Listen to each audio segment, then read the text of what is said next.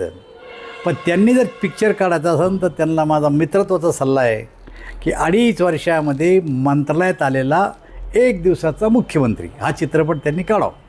आणि से लापता गृहमंत्री खरं त्यांनी चित्रपट काढला पाहिजे की 2.5 वर्षाच्या काळात मंत्रालयात गेलेला 1 दिवसाचा मुख्यमंत्री. गृहमंत्री त्याला माहिती आहे काय येतं, त्याला गृहमंत्र्याचा झटका बी माहिती आहे काय येतं.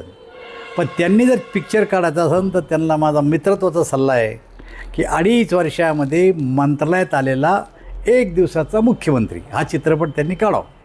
आणि त्या चित्रपटाचं डायरेक्टर शरद पवारला करावं, कारण त्यांच्या पुस्तकात म्हणलं आहे की मी फक्त 1 दिवस त्यांना मंत्रालयात बघितलं. पण ते नवनवीन दावे करत असतात. आता पुन्हा एकदा त्यांचं एक विधान समोर आले की महाराष्ट्राच्या मंत्रिमंडळात अनेक जण गुन्हेगार आहे आणि स्वतः देवेंद्र फडणवीस गुंडांची टोळी चालवतात कॅबिनेटमध्ये.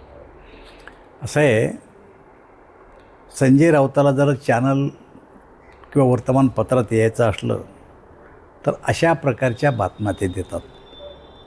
देवेंद्र फडणवीसची किंवा आत्ताच्या मंत्रिमंडळात असलेल्या मंत्र्यांची पार्श्वभूमी तपासली पाहिजे त्यांनी एकदा, आणि त्यांच्या 2.5 वर्षाच्या काळात जे कोणी मंत्री होते त्यांची बी पार्श्वभूमी त्यांनी तपासली पाहिजे.